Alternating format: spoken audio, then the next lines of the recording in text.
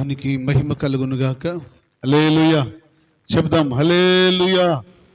రాత్రికాల సమయంలో ఈ ఉపవాస కూడి కొరుకుచిన మీకు అందరికి ప్రభు పేరిట వందనాలు. అందరికీ వందనాలు. రాత్రికాల సమయంలో దేవుని వాక్య భాగంలోంచి బిడ్డలారా, ఈ రాత్రి దేవుడు మనతో మాట్లాడబోతున్న మాట, మనల్ని మనము రేపటి కొరకు సిద్ధపరచుకోవాలి. మనలను మనము రేపటి దినం కొరకు సిద్ధపరచుకోవాలి. సో యెహోషువ గ్రంథం 7వ అధ్యాయంలో 13వ వచనములో యెహోషువ ఇశ్రాయేలు ప్రజలతో అద్భుతమైన విషయాలు జ్ఞాపకం చేస్తూ ఉంటాడు. యెహోషువ గ్రంథము 7వ అధ్యాయము 13వ వచనం, నీవు లేచి జనులను పరిశుద్ధపరిచి వారితో ఇలాగూ చెప్పుము, రేపటికి మిమ్మును మీరు పరిశుద్ధపరచుకొనుడి. ఇశ్రాయేలు దేవుడైన యెహోవా సెలవిచ్చినదేమనగా, ఇశ్రాయేలీయులారా, మీ మధ్య శాపగ్రస్తమైనదొకటి కలదు. మీరు దానిని మీ మధ్య నుండి ఉండకుండా నిర్మూలము చేయి వరకు మీ శత్రువుల ఎదుట మీరు నిలవలేరు. చూడండి, దేవుడు చెప్పిన మాట ఏంటో తెలుసా? యెహోషువ, ప్రజలు ఓడిపోతున్నారని, సైన్యం ఓడిపోతుందని బాధపడుతున్నావా? నువ్వు ఇక్కడేం చేస్తున్నావు? పై వచనాల్లో మనం చూస్తాం. నువ్వు ఇక్కడేం చేస్తున్నావు? లే, నువ్వు లెగు, ఇక్కడి నుంచి లేచి జనులను పరిశుద్ధపరచు. ఎందుకో తెలుసా? ఇశ్రాయేలీయులలో ఒకడు పాపం చేస్తాడు. పాపము మీ మధ్యలో ఉంటే మీరు మీ శత్రువుల ఎదుట ఓడిపోతారు. పాపము మీలో ఉంటే శత్రువు ఎదుట మీరు ఓడిపోతారు. కనుక ఆ పాపం అనేది శాపగ్రస్తమైనది. మీ మధ్య ఉండకుండా దానిని తొలగించుకోండి. స్తోత్రం చెప్పండి. తొలగించుకోండి. అందుకు జ్ఞాని రాస్తూ అంటాడు కదా, సామెతల గ్రంథం 28వ అధ్యాయం 28వ అధ్యాయం 13వ వచనములో, అతిక్రమములు దాచిపెట్టేవాడు వర్ధిల్లడు, వాటిని ఒప్పుకొని విడిచిపెట్టేవాడు కనికరించబడతాడు. దేవునికి మహిమ కలుగునుగాక. హల్లెలూయా. బిడ్డలారా, యెహోషువ ఇశ్రాయేలు ప్రజలు చెప్తున్నాడు, మిమ్మల్ని మీరు పరిశుద్ధపరచుకోండి. మిమ్మల్ని మీరు పరిశుద్ధపరచకపోతే శత్రువుల ఎదుట మీరు ఓడిపోతారు. 6 దినాలు ఆత్మీయ బిడ్డలు, 6 దినాలు దేవుని ఎదుట, సంఘము 6 దినాలు సమాజం ఎదుట, 6 దినాలు ఈ లోకములో జీవించే మనము 6 దినాలు ఎక్కడ కూడా పాపము శాపం అన్నది మనలోనికి రాకుండా జాగ్రత్తగా చూసుకుంటే దుష్టుని ముందు మనము ఓడిపోము. దేవునికి స్తోత్రం. బిడ్డలారా, ఎప్పుడైతే ఏదైనా సరే మనలోకి వస్తుందో అప్పుడు ఆటోమేటిక్గా శత్రువు ఎదుట మనం ఓడిపోవడానికి అవకాశాలు ఉన్నాయి. ప్రార్థనలకు జవాబు దొరకదు. పశ్చాత్తాపడిన ప్రయోజనం లేదు. ఎందుకో తెలుసా? ఆ మధ్యలో ఉన్న దోషం అనేది ఏం చేయాలా? తొలగించుకోవాలి. ఇశ్రాయేలు ప్రజలకు యెహోషువ ఖచ్చితంగా చెప్తాడు ఈ మాట. శాపగ్రస్తమైనది మీ మధ్యలో ఉంది, అది మీరు తొలగించుకునే వరకు దేవుని సన్నిధి మీ మధ్యలోనికి రాదు. శ్రమలు అనుభవించాలి, కష్టాలు అనుభవించాలి. అంతేకాదు బిడ్డలారా, శత్రువుల ఎదుట యవనస్తులు కూలిపోతున్నారు. కారణం ఏంటో తెలుసా? శాపగ్రస్తమైనది ప్రజల మధ్యలో ఉన్నందుకు. శాపగ్రస్తమైనది ప్రజల మధ్యలో ఉండకూడదు. ఎందుకో తెలుసా? రేపటి దినానికి మనల్ని మనం ఏం చేయాలి? సిద్ధపరచుకోవాలి, పరిశుద్ధపరచుకోవాలి. ఎందుకు పరిశుద్ధపరచుకోవాలి చెప్పండి? ఈ దినం ఉపవాసం ఉండి రేపటి దినము ప్రభు యొక్క భోజనం కొరకు, ప్రభు భోజనం కొరకు, పరిశుద్ధ శరీరం కొరకు, పరిశుద్ధ రక్తం కొరకు, ఎక్కడ 6 దినాలు ఎక్కడ సంచరించిన, 6 దినాలు ఎక్కడ బ్రతికినా, 6 దినాలు ఎలా ఉన్నామో మనల్ని మనం పరీక్షించుకుంటూ, పరిశీలించుకుంటూ, పరిశోధించుకుంటూ మనమేమై ఉన్నావో తెలుసుకుని దేవుని సన్నిధిలో ఈ రాత్రి మనల్ని మనం ఏం చేయాలి చెప్పండి, ఏం చేయాలి? పరిశుద్ధపరచుకోవాలి. ఏదైనా తొందరపడి మాట్లాడావా? ఏదైనా తొందరపడి నిర్ణయం తీసుకున్నావా? ఏదైనా సరే కాస్త దేవునికి దుఃఖాన్ని కలిగించేది, దేవునికి బాధ కలిగించేది, దేవునికి ఆయాసకరమైనది కలిగించేది ఏదైనా 6 దినాల్లో మనలోకి ఏదైనా ప్రవేశిస్తే బిడ్డలారా, అందుకు జ్ఞాని రాస్తూ అంటాడు, కొంచెము బుద్ధిహీనత, చెప్పండి ఏం చేస్తాంట? కొంచెము బుద్ధిహీనత త్రాసులు వేయగా జ్ఞానమును ఘనతను తెలజేస్తుంది. 6 దినాలు ఎంత జాగ్రత్తగా, 6 దినాలు ఎంత పరిశుద్ధతగా, ఎంత పవిత్రత కలిగి, ఎంత విశ్వాసం కలిగి బిడ్డలారా, 10 మందిలో ఉన్నా, 100 మందిలో ఉన్నా, ఎక్కడ ఉన్నా మన విశ్వాసాన్ని మనం కాపాడుకుంటూ, మన భక్తిని మనం కాపాడుకుంటూ, మన పరిశుద్ధతను మనం కాపాడుకోవాలి. అలా కాపాడుకుంటే రేపటి దినానికి మనల్ని మనం శుద్ధి చేసుకుని, మనల్ని మనం పరిశుద్ధపరచుకొని రేపటి దినానికి, రేపు దేవుడు మనకిచ్చే ఆహారం ఏంటో తెలుసా? ప్రభు యొక్క శరీరము, ప్రభు యొక్క రక్తం. పరిశుద్ధమైన ప్రభు శరీరము, పవిత్రమైన ప్రభు యొక్క రక్తం. దాని కొరకే ఈ సిద్ధపాటు, దాని కొరకే ఈ పరిశుద్ధత, దాని కొరకే ఏర్పాటు. బిడ్డలారా, 6 దినాలు భూ సంబంధమైన ఆహారం తిన్నా, 6 దినాలు లోకంలో దేవుడు మనకిచ్చినది ఏ ఆహారం పరిశుద్ధంగా దేవుడిచ్చింది, మంచి ఆహారం తింటూ బ్రతుకుతూ వచ్చాం. కానీ రేపటి దినం దేవుడు మనకిచ్చే ఆహారము ఈ భూ సంబంధమైనది కాదు. విశ్వసించాలి, నమ్మాలి. రేపు మా దేవుడు మాకిచ్చే ఆహారము చెప్పండి ఎలాంటిది? పరిశుద్ధమైనది, పవిత్రమైనది. పరిశుద్ధమైన ఆహారం, పవిత్రమైన రక్తం రేపు మా దేవుడు మాకు ఇవ్వబోతున్నాడు. దేవా, నీ భోజనాన్ని రేపు నేను తినబోతున్నాను, నీ బలలో పాలు పంపులు పొందబోతున్నానయ్యా. అందుకే నన్ను నేను చెప్పండి ఏం చేయాలి? పరిశుద్ధపరచుకోవాలి. ఎంతవరకు పరిశుద్ధపరచుకోగలుగుతున్నాం? ఇశ్రాయేలు ప్రజలకు ఎలుగెత్తి చెప్తున్నాడు యెహోషువ, ఇశ్రాయేలు ప్రజలారా, ఎవరి దగ్గర ఉంది శాపగ్రస్తమైనది?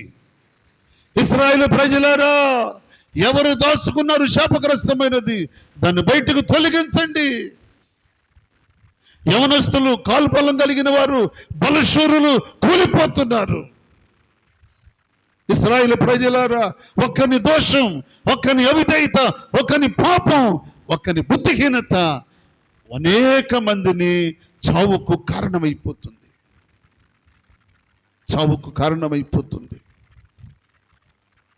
యెహోషువ ఏడుస్తున్నాడు. ఏంటి ప్రభా ఈ పరిస్థితి ఇలాగొచ్చినాయి అని. కానీ దేవుడు అంటున్నాడు, నువ్వు లేచి జనులను సిద్ధపరచు, జనులను పరిశుద్ధపరచు. వాళ్ళు పరిశుద్ధులు కాకపోతే నా సన్నిధి మీ మధ్యకి రాదు. ఎందుకో తెలుసా బిడ్డలారా? పరిశుద్ధత ఉన్న స్థలమందు, పవిత్రత ఉన్న స్థలమందు, పరిశుద్ధులు ఉన్న చోటికే, పవిత్రత కలిగిన వారు ఉన్న చోటికే, పవిత్రమైన స్థలానికే మహిమ దిగి వస్తుంది. పరిశుద్ధత లేని చోటకి దేవుని ఆత్మ దిగిరాదు. ఎక్కడైతే పరిశుద్ధత ఉంటుందో, ఎక్కడ పవిత్రత ఉంటుందో అక్కడికి నా దేవుని మహిమ దిగి వస్తుంది, వారి మధ్యకు దిగి వస్తుంది. యెహోషువతో అంటున్నాడు, యెహోషువ, నా సన్నిధి మీ మధ్యలోనికి రాదు. ఏంటి ప్రభువా? ఎందుకని ప్రభువా? ఏంటయ్యా ఈ ఘోరం? ఏంటయ్యా ఈ యవనస్తులు నశించిపోవటం? ఈ ఘోరం ఏంటి ప్రభు అంటే దేవుడు అంటున్నాడు, యెహోషువ, ఇశ్రాయేలు ప్రజల్లో ఒకడు పాపము చేశాడు, ముందు తొలగించుకోవాలి. మీ మధ్య నుండి శాపగ్రస్తమైనది తొలగిపోవాలి. అది తొలగితేనే నేను మీ మధ్యలోకి వస్తాను. కానీ ఎంతకాలం దాచుకుంటారు? ఎన్ని దినాలు దాచుకుంటారు? ఎన్ని దినాలు దాచుకున్నా అది దాగేది కాదు. ఎన్ని రోజులు దాచుకున్న దాగేది కాదు. తండ్రి ఇంటి నుండి దొంగిలించి తీసుకొచ్చి గుడారంలో పెట్టి దాని మీద కూర్చుంది అమ్మ. ఎవరు? రాహేలు. ఏమి దొంగిలించింది అమ్మా? ఆ తండ్రి యొక్క కులదేవతను. ఆ కులదేవత బంగారు కులదేవత. చెప్పండి, ఎలాంటిది అది? బంగారంతో చేశారు. రాహేలు ఆ కాలంలోనంట ఆ బంగారు దేవత కులదేవత ఎవరింట్లో వారింట్లో సంపద ఉంటుందంట, దాచారు. రాహేలు వస్తా తండ్రి ఇంటిలో నుండి ఏం తీసుకొచ్చింది? అందుకే పెద్దలు అంటారు, మా ఇంట్లోంచి మా పిల్ల బయటికి వెళ్ళిందండి, ఆ ఇల్లు ఎత్తుకుపోయింది, మా ఇల్లు ఆరిపోయింది అంటారా అంటారా? ఏమండి, అవునా కదా? సామెత ఉంది కదండి. మా పిల్ల మా ఇంట్లో ఉన్నంతకాలం మాకేమి ఇబ్బంది లేదు, కానీ మా పిల్ల అక్కడికి వెళ్ళింది, వాళ్ళ ఇల్లు ఎత్తుకుపోయిందండి. అప్పుడు దాకా ఏముంది వాళ్ళకి? వాళ్ళ ఇల్లు ఎత్తుకుపోయింది, మా ఇల్లు ఏమో ఆరిపోయింది. ఇది మాటలు. కానీ రాహేలు కూడా పుట్టిన బుద్ధి అదే. ఈ కులదేవత ఎక్కడ ఉంటే అక్కడ సిరు సంపదలు ఉంటాయని స్తోత్రం చెప్పండి. కానీ యాకోబు తెలీదు. కానీ రాహేలు తండ్రి ఆస్తి అడగట్లేదు. బిడ్డలారా వినండి, మోసం చేసి తీసుకొచ్చిన గొర్రెలను అడగలేదు, పశువులను అడగలేదు, ఎవరిని అడగలేదు. కానీ ఎవరు? రాహేలు తండ్రి లాబానా బెన్యామీనా? లాబాన్ అంటాడు, ఇదిగో యాకోబు, నువ్వు పశువులు తెచ్చుకున్నా, గొర్రెలు తెచ్చుకున్నా, మేకలు తెచ్చుకున్నా, పిల్లలను తెచ్చుకున్నా, దాసదాసీలు తెచ్చుకున్నా, నాకు ఇబ్బంది లేదు. కానీ నా ఇంటిలో ఉండవలసిన దాన్ని దొంగిలించారు. యాకోబుకి ఏం తెలుసు? యాకోబు తొందరపడి ఒక నోరు జారాడు. ఏమని చెప్పండి? దొంగిలించిన వాళ్ళు నిశ్చయముగా మరణానికి పాత్రులు. అదే తెలిస్తే యాకోబు కూడా 2 అబద్ధాలు ఆడేవాడేమో. ఎందుకని? రాహేలు తనకిష్టమైన భార్య. బిడ్డలారా, రాహేలు ఇష్టమైన భార్య. ఏం సుఖపడ్డాడు? ఏం సుఖపడ్డాడు? యాకోబుని బట్టి లేయా ఏం సుఖపడింది? చూడండి విచిత్రం. లేయాను ఏ రోజైనా అల్లారు ముద్దుగా లేయాను ఏ రోజైనా అల్లారు ముద్దుగా ముచ్చటగా ఏమన్నా గంట కూర్చుని మాట్లాడా? ఎందుకని? లేయా ఇష్టం లేనిది, రాహేలు ఇష్టమైంది. ఇష్టమైన వాళ్ళతోనే ఎక్కువ మాట్లాడతారు, ఇష్టం కాని వాళ్ళతో ఎక్కువ మాట్లాడరు. ఏంటో మరి పరిస్థితులు అర్థం కాదు. బిడ్డలారా, యాకోబు రాహేలును ద్వేషించాడంట. ఏమో ఉందా బైబిల్లో? యాకోబు లేయాను ద్వేషించాడు. బిడ్డలారా, యాకోబు లేయాను ద్వేషించినా దేవుడు ద్వేషించలే. రాహేలు గర్భాన పుట్టిన పిల్లలు సామాన్యులు కాదు. లేయా గర్భాన పుట్టిన వాళ్ళు లేయాకు దేవుడు ఇచ్చిన పిల్లలు సామాన్యులు కాదండి, సామాన్యులు కాదు. యాకోబు ద్వేషించినా లేయా బిడ్డలు కంటూనే ఉంది. స్తోత్రం చెప్పండి. కనిష్టమైనది దొంగతనం చేసి తీసుకొచ్చుకుంది. చెప్తున్నా మీకు. యాకోబు ఒక మాట అన్నాడు, నీ కులదేవత ఎవరి దగ్గర ఉంటే వాళ్ళు నిశ్చయముగా మరణానికి పాత్రులు. బిడ్డలారా, యాకోబు నోట పలికిన మాట లేయా కంటే ముందు రాహేలే చనిపోయింది. తెలుసా మీకు ఇది? లేయా కంటే ముందు రాహేలే చనిపోయింది. బిడ్డలారా, యాకోబుతో ఆఖరి దినాల వరకు ఉన్నది లేయా. స్తోత్రం చెప్పండి. నువ్వు ద్వేషించావే, నీకు ఇష్టం లేదనుకున్నావే, నువ్వు ద్వేషించావే, నువ్వు ద్వేషించినదే కడవరకు నీకు ఆధారమైంది. కొన్నిసార్లు పరిస్థితులు అలాగుంటాయి. బిడ్డలారా, టాపిక్ అది కాదు కానీ సమయం వచ్చిందని చెప్తున్నాను. ఆకాను బంగారాన్ని దాచుకుని దోసుకుని ఎత్తుకుని ఇష్టమైందని, అవునా? ఆకాను తన కన్నులతో చూసి ఆశించి ఏం చేశాడు? తెచ్చుకున్నాడు. తెచ్చుకుని గుడారములో పాతి పెట్టాడు. ఆకాను గుడారములో పాతి పెట్టాడు. రాహేలు కూడా గుడారంలో దాచిపెట్టుకుంది. ఇంతకీ వీళ్ళిద్దరు దాచిందేంటి? బంగారమే. వీళ్ళిద్దరూ దాచింది బంగారమే. ఇట్లారా, కానీ దేవుడు యెహోషువతో ఏమన్నాడు తెలుసా? యెహోషువ, శాపగ్రస్తమైనది మీ మధ్యలో ఉండటానికి వీల్లేదు. పిల్లరా, శాపగ్రస్తమైనది ఏదైనా నీ మనసులోకి వచ్చినా, నీ తలంపుల్లోకి వచ్చినా, నీ ఊహల్లోకి వచ్చినా, శాపగ్రస్తమైనది 6 దినాలు అది నీ మదిలో మెదులుతూ ఉంటే ఈ రాత్రి దాన్ని తొలగించు. దేవునికి స్తోత్రం. ఈ రాత్రి దాన్ని తొలగించు. ఒప్పుకో దేవుని దగ్గర. దేవునికి ఇష్టము లేనిది, దేవుని కష్టపెట్టేది, దేవునికి ఆయాసకరమైనది తలంపు కానీ, ఊహ కానీ, ఉద్దేశము కానీ ఏదైనా ఈ 6 దినాల్లో నీ చేతిలో ఉన్నా, నీ ఒడిలో ఉన్నా, నీ ఇంటిలో ఉన్నా ఈ రాత్రి అది బయటికి వెళ్ళాలి. చప్పటి కూడా ప్రభువుని పరచండి. హల్లెలూయా. వెళ్ళాలి బయటికి. శాపగ్రస్తమైంది బయటికి వెళ్ళకపోతే అది ఉన్నంత కాలము నీకు అపజయమే తప్ప జయము కలగదు. అందుకే ఈ రాత్రి ప్రభు చెబుతున్న మాట ఏంటో తెలుసా? ఈ రాత్రి దాన్ని మీ మధ్య నుండి తొలగించండి. మిమ్మల్ని మీరు చెప్పాలి, మిమ్మల్ని మీరు పరిశుద్ధపరచుకోండి రేపటి దినం కొరకు. మిమ్మల్ని మీరు పరిశుద్ధపరచుకోండి రేపటి దినం కొరకు. 6 దినాలు శారీరక సంబంధమైన ఆహారం తిని, 6 దినాలు శారీరక సంబంధమైన జీవితం జీవించి, ఇదిగో ఈ రాత్రి ప్రభు పాదాల దగ్గరకు వచ్చిన బిడ్డలారా, ఈ రాత్రి ఉపవాసించి ప్రార్థిస్తున్న బిడ్డలారా, మిమ్మల్ని మీరు పరిశుద్ధపరచుకోండి, మిమ్మల్ని మీరు సిద్ధపరచుకోండి. రేపు ప్రభు యొక్క భోజనం మనకు. దేవుని స్తోత్రం. ప్రభు భోజనం పరిశుద్ధమైన ఆహారం. ప్రభు శరీరము పరిశుద్ధమైనది, ప్రభు రక్తము పవిత్రమైనది. దాని కొరకు మనల్ని మనం సిద్ధపరచుకోవాలి. దాని కొరకు మనం సిద్ధపరచుకోవాలి. అలా సిద్ధపరచుకోపోయినట్లయితే శాపగ్రస్తమైంది మన మధ్యలో ఉన్నట్లే. మరొక మాట మీకు చెప్తాను దేవుని యొక్క వాక్య భాగంలో. చూద్దాం. 2వది మీకు జ్ఞాపకం చేస్తాను. నిర్గమాకాండము 19వ అధ్యాయం 10వ వచనం.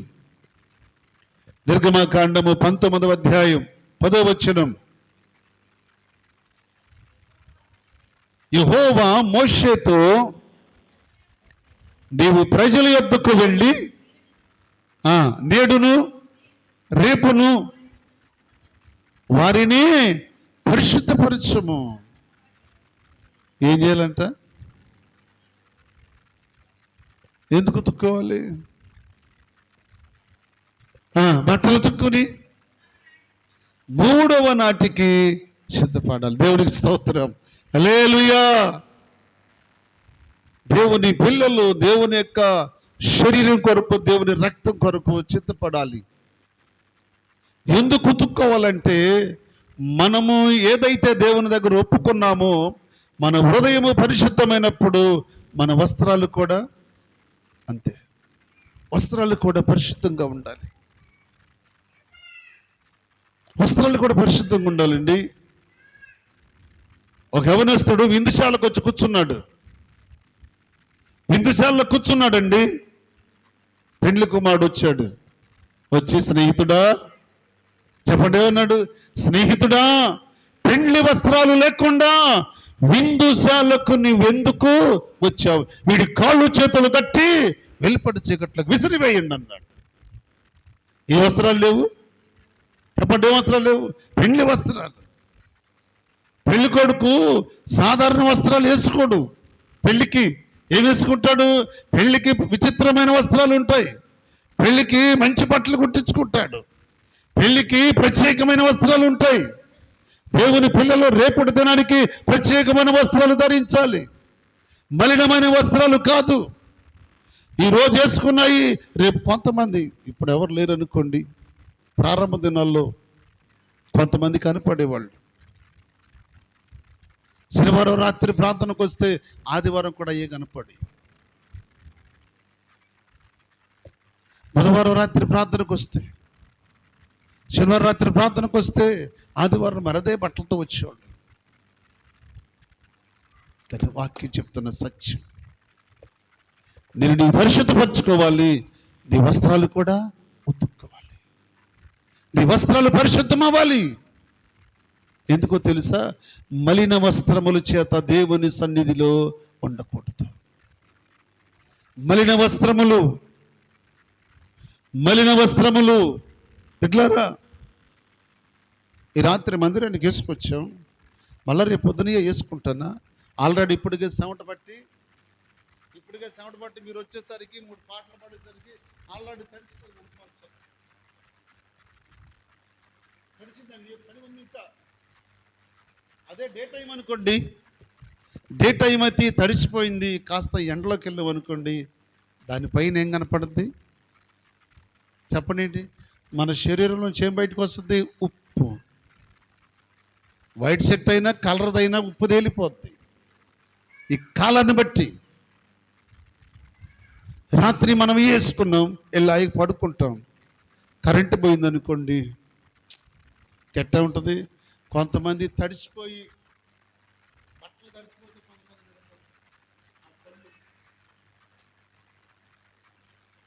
తడిసిపోయి చెమటకి తడిసి పరిస్థితులు. మళ్ళీ రేపు మందిరానికి వేసుకొస్తాను. ఎవరు వేసుకురారు. ఎందుకో తెలుసా? ఈ రాత్రి వేళ ఈ బట్టలు ఏమైపోతాయి? మాసిపోతాయి, మళ్ళీ పాడైపోతాయి. రేపుడు తెచ్చుకోము. రేపటి దినము పరిశుద్ధమైన దినం, పవిత్రమైన దినం. ప్రభు భోజనం రేపుడు సిద్ధపడే దినం. అందుకు నీ వస్త్రాలు కూడా ఏం చేయాలి? ఉతుక్కోవాలి. నీ హృదయాన్ని సరి చేసుకోవాలి, జీవితాన్ని సరి చేసుకోవాలి, నీవు సిద్ధపరచుకోవాలి. రేపటి కొరకు పరిశుద్ధత కలిగి ప్రభు సన్నిధికి రావాలి. ఆయన పరిశుద్ధ శరీరమును, పవిత్ర రక్తానికి నువ్వు యోగ్యునిగా ఉండాలి. ప్రభు శరీరం అంటే ఈ లోక సంబంధంగా తినే ఆహారం కాదు బిడ్డలారా. విశ్వసించాలి. మలినమైన జీవితాలు పనికిరావు.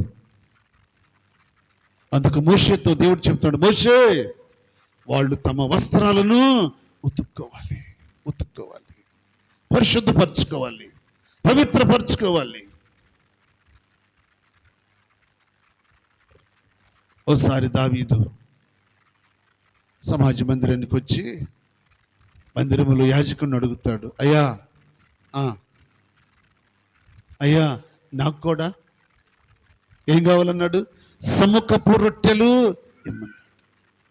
సముఖపు రొట్టెలు నాకు ఇమ్మంటే యాజకుడు ఏమన్నాడు తెలుసా? ఏమన్నాడు? సముఖపు రొట్టెలు కాదు, వేరొక రొట్టెలు నీకోసం ఉన్నాయి, అయి తిను. దావీదంటాడు, నేను ఇంట బయలుదేరి నేటికి 3 దినాలయ్యింది. దైవజనుడా, ఇంట బయలుదేరి 3 దినాలయ్యింది. భార్య పిల్లలకు దూరమై 3 దినాలయ్యా. ఈరోజు పరిశుద్ధ దినమని ఆశతో వచ్చాను. దైవజనుడు అంటే, నో, నువ్వు రాజువైతే కావచ్చు, నువ్వు చక్రవర్తి అయితే కావచ్చు, అధికారి అయితే కావచ్చు, క్రమం. సముఖపు రొట్టెలు కొన్ని వరుగుడవు. బిడ్డలారా, ఊరికి నామకార్థంగా ఉండి ఉపవాసం లేకుండా, పరిశుద్ధత లేకుండా, పవిత్రత లేకుండా, శరీరాన్ని చంపుకోకుండా, శరీరాశలు చంపుకోకుండా, కోరికలు చావకుండా, ఆశలు చావకుండా 6 దినాలు ఎలా పడితే అలా బ్రతికి ఈ రాత్రి ప్రభు సన్నిధికి వచ్చి నామకార్థంగా కూర్చుని రేపటి దినము తలచీర వైట్ అండ్ ప్యాంటు షర్ట్ వేసుకుని వచ్చి ప్రభు బలంలోకి వస్తే ప్రభు ఏమంటాడు తెలుసా? ప్రభు ఏమంటాడు తెలుసా? నువ్వు పరిశుద్ధపరచుకోకుండా, నీ వస్త్రాలు ఉతుక్కోకుండా, నీ జీవితాన్ని సరి చేసుకోకుండా, బిడ్డలారా ఒక పూటకైనా ఎంతకాలం అండి ఏసావులంటే బ్రతుకు మంది? ఏసావులంటే బ్రతుకు ఎంతకాలం? ఎంతకాలం? ఇంకా సరి చేసుకోకపోతే ఎట్లా? ఈ రాత్రి దేవుని బిడ్డలారా, మనల్ని మనం దేవుని కొరకు, రేపటి దినం కొరకు చెప్పలేం చేయాలి? పరిశుద్ధపరచుకోవాలి, సిద్ధపరచుకోవాలి. మూడో మాట మీకు చెప్తాను. మూడో మాట లేవియా కాండం 20వ అధ్యాయం 7వ వచనం. లేవియా కాండం 20వ అధ్యాయం 7వ వచనం. కావున మిమ్మును మీరు పరిశుద్ధపరచుకొని పరిశుద్ధులై ఉండుడి, నేను మీ దేవుడైన యెహోవాను. దేవునికి స్తోత్రం, హల్లెలూయా. ఏమంటున్నాడు? కావున మిమ్మును మీరే. అంతేనండి. ఏనుగునెత్తిన ఏనుగు పోసుకుంటుందా? ఎవడైనా ఎక్కిపోతాడా? ఏమ్మా, ఏనుగునెత్తి మీద ఏనుగే పోసుకోవాలి. ఎవరి అతిక్రమాన్ని వాళ్ళే ఒప్పుకోవాలి, ఎవరి శాపమును వాళ్ళే ఒప్పుకోవాలి, ఎవరి దోషమును వాళ్ళే ఒప్పుకోవాలి. ఒకరిదొకరు ఒప్పుకుంటాం సరిపోదు. ఎవరి విశ్వాసం వాళ్ళదే, ఎవరి భక్తి వాళ్ళదే. నా భక్తి నా పిల్లలకు రాదు. నేను చేసిన భక్తి నా పిల్లల్ని పరలోకం తీసుకెళ్దండి. మీరు చేసిన భక్తి మీ పిల్లల్ని తీసుకెళ్తా పరలోకం. ఈ లోక సంబంధం వరకు సరిపోద్ది. నువ్వు కన్నీరు గార్చి ప్రార్థన చేస్తావే నీ పిల్లల కోసం, నీ పిల్లల యొక్క కృప కొరకు, నీ పిల్లల యొక్క మేలు కొరకు, నీ పిల్లల యొక్క ఆశీర్వాదం కొరకు, నీ పిల్లల యొక్క భవిష్యత్తు కొరకు నువ్వు ప్రార్థన చేస్తే దేవుడు వాళ్ళ జీవితంలో మేలు చేస్తాడు. అంతవరకే. కానీ నా పిల్లలకు కూడా పరలోకం రావాలి అంటే అది ఇంపాసిబుల్, అది జరిగే పని కాదు. నీ భక్తి నిన్ను తీసుకెళ్తుంది, నీ విశ్వాసం నిన్ను తీసుకెళ్తుంది. నీ పిల్లల్ని తీసుకెళ్దు, నీ భర్తను తీసుకెళ్దు, నీ భార్యను తీసుకెళ్దు, నీ తల్లిదండ్రులను తీసుకెళ్దు, నీ అత్తమామలను తీసుకెళ్దు, నీ వారిని ఎవరిని కూడా నీ ప్రార్థన, నీ విశ్వాసం, నీ భక్తి తీసుకెళ్దు. కేవలం నీ ప్రార్థన మట్టికే నిన్ను తీసుకెళ్తుంది. నా ప్రార్థన నాకు ఉపయోగపడుతుంది. ఎవరి విశ్వాసం వాళ్ళదే బిడ్డలారా. అందుకు దేవుడు చెప్తున్న మాట ఏంటో తెలుసా? కావున మిమ్మల్ని మీరు పరిశుద్ధపరచుకోండి, ఎవరికి వారే స్వపరీక్ష చేసుకోండి. ఎవరి ప్రార్థన వారిదే, ఎవరి దోషము వాళ్ళే ఒప్పుకోవాలి, ఎవరి శాపము వాళ్ళే ఒప్పుకోవాలి, ఎవరి అతిక్రమములు వాళ్ళే ఒప్పుకోవాలి. వేరొకళ్ళు ఒప్పుకోవడానికి దేవుడు ఇష్టపడడు. అంతే. కనుక ఈ రాత్రి రేపటి దినం కొరకు ఈ రాత్రి మనల్ని మనము చెప్పలేం చేయాలి? సిద్ధపరచుకోవాలి, పరిశుద్ధపరచుకోవాలి. యెహోషువ గ్రంథం 3వ అధ్యాయం 5వ వచనం. యెహోషువ గ్రంథం 3వ అధ్యాయం 5వ వచనం. మరియు యెహోషువ రేపు యెహోవా మీ మధ్య అద్భుత కార్యములను చేయును గనుక మిమ్మును మీరు పరిశుద్ధపరచుకోండి. దేవుని స్తోత్రం, హల్లెలూయా. రేపటి దినము దేవుడు మన మధ్యలో అద్భుత కార్యాలు చేయాలంటే, ఆశ్చర్య కార్యాలు చేయాలంటే, స్వస్థత కార్యాలు చేయాలంటే, మహత్కార్యాలు చేయాలంటే, గొప్ప కార్యాలు చేయాలంటే ఈ రాత్రి మనల్ని మనము పరిశుద్ధపరచుకోవాలి. రేపు జరగవలసిన అద్భుతానికి, రేపు దేవుడు చేయబోతున్న ఆశ్చర్యమైన కార్యాలకు, స్వస్థత కార్యాలకు ఈ రాత్రి మనల్ని మనము సిద్ధపరచుకోవాలి.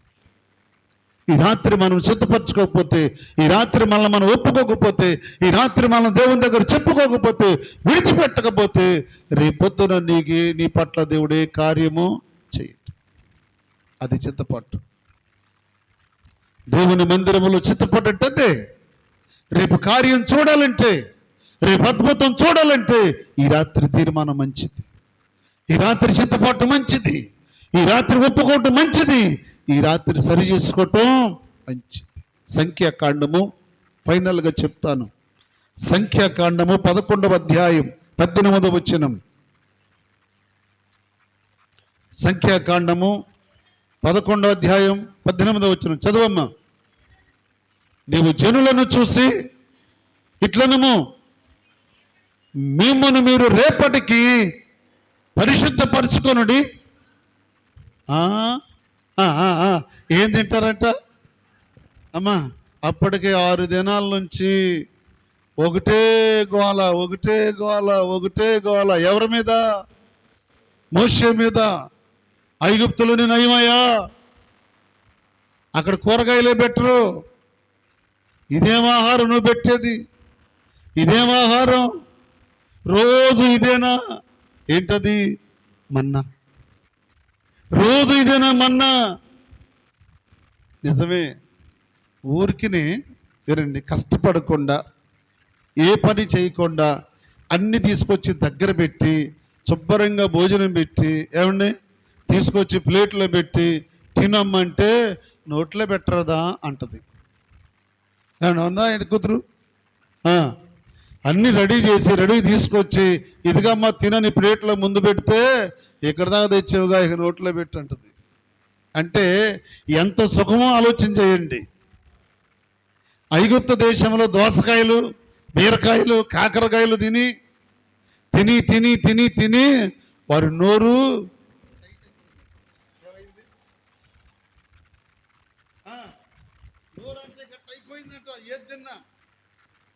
అలాంటిది ఇప్పుడు రోజు మన్నా తింటున్నారు. మన్నా మన్నా ఉచితమైన మన్నా. ఎవరు తిన ఆహారం? అది దేవదూతలు తిన ఆహారం అండి.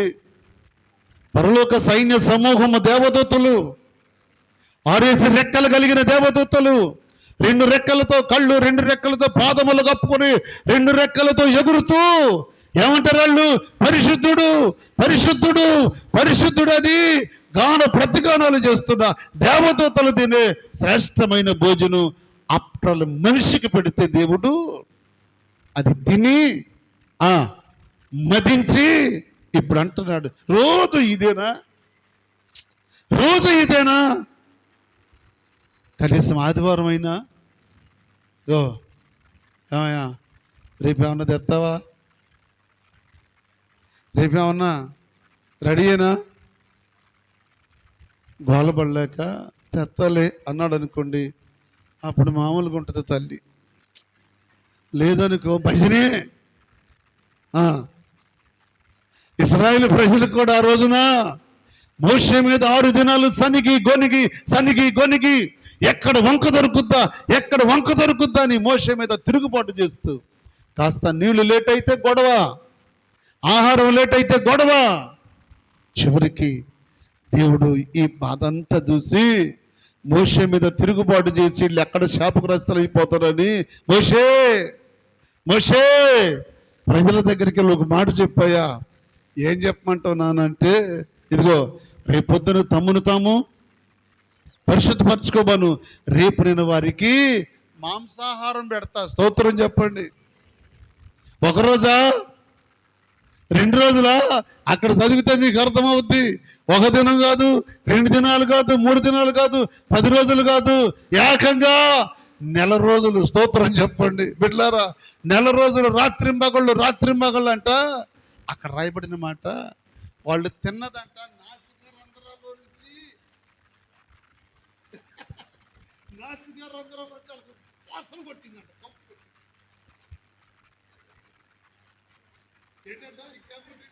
అసహ్యం పుట్టినట్టు. 1 రోజు 2 రోజుల చెప్పండి, 2 రోజులు 30 దినాలు ఒకటే మాంసం, ఒకటే మాంసం 30 దినాలు. అరే రే రే సనిగితే గొనుగు తగ్గితేందిలే కానీ 30 రోజులు మనకి ఏం దొరికింది అనుకునంట ఏకంగా తింటాం పని వాళ్ళకి. తింటమే తిని తిని తిని తిని తిని వారి నాసిక రంధ్రాల్లో నుంచి వాళ్ళకేం పుట్టిందంట? అసహ్యం పుట్టిందంట. దేని మీద? ఈ మాంసం మనం తినే పని లేదన్నట్టు అసహ్యం పుట్టిందంట. అసహ్యం పుట్టింది. ఏంటి ఆశ్చర్యం! కొన్ని ఆదివారం తెచ్చుకుంటే సోమవారం అనుకుంటే ఉంటుందేమో కదా, ఇక మంగళవారం అనుకుంటే దాన్ని తింటామా? కానీ 30 దినాలు ఏంటి తిండి? ఇశ్రాయేలీలు వాళ్ళు తింటేనంట గొంతుకులో ఏలు పెడితే అందేతోటి తిన్నారంట. అమ్మా ఏంటని? ఇశ్రాయేలు ప్రజలు మాంసాపేక్ష గలవారై మోషే మీద తిరుగుబాటు చేస్తారు. ఏ ఆపేక్ష కలిగిన వాళ్ళు? మాంసాపేక్ష. దేవుడు అంటున్నాడు, మోషే ఈ రాత్రి వాళ్ళు సిద్ధపడమను, కడుపు మార్చుకోమను, ఈ రాత్రి ఏమి తినొద్దను, శనివారం రాత్రి ఏమి తినొద్దను, మంచినీళ్ళుగా ఉండమను. ఏంటది? రేపు నుంచి నేనంటే చూపిస్తాను నా ప్రజలు కంటే. రేపు మీరు నూతురుగా ఎప్పుడు తెల్లారద్దా, ఎప్పుడు తెల్లారద్దా, ఎప్పుడు తెల్లారద్దా. చికెన్ కొట్టు కాడికి వెళ్ళాలా? వెళ్ళే పని లేదే, వెళ్ళే పని లేదే. డబ్బులు ఇవ్వాలా? ఇచ్చే పని లేదే. ఏంటాళ్ళు గుడారం యొక్క డోరు తీగానే మల్లోతుండయి అంట. ఏంటి అయ్యి? ఏమ్మా మల్లోతు ఏంటి అయ్యి? పూరేళ్ళు. మల్లోతు పూరేళ్ళు ఎక్కడి నుంచి వచ్చినాయి? ఎక్కడి నుంచి వచ్చినాయి? ఆకాశము నుండి. ఆకాశము నుండి తూర్పు గాలి సముద్రం మీదకి వెళ్ళగా సముద్రంలో నుండి పూరేళ్ళు బయటకు వచ్చే చపలు కూడా ప్రభుని భయపరచండి. హల్లెలూయా. సముద్రం మీదకి గాలి వెళ్తే ఆయన శ్వాస, ఆయన బలము, ఆయన యొక్క ఊపిరి వెళ్ళగా సముద్రములో ఉన్న చేపలు పూరేళ్లుగా మారి బయటకు వచ్చి. మన దేవుడు ఎవరనుకున్నారు? ఉన్నదాన్ని లేనట్టు, లేనిదాన్ని ఉన్నట్టు చేయగలిగిన శక్తిమంతుడు. దేవుని స్తోత్రం. అలాంటి దేవునికి పిల్లలు మనం. పిల్లరా, ఆ కాలంలో ఇశ్రాయేలు ప్రజలు మాంసాపేక్ష గలవారై సనిగారు, గొనిగారు. ఈ రోజున గొనిగే పనే ఉందండి. ఈ రోజున గొనిగే పనే ఉంది.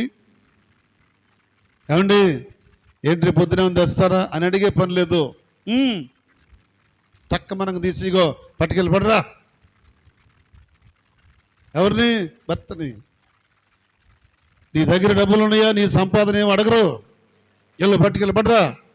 పెందల కాడే తీసుకురావటం, ఆయిగా వండుకోవటం.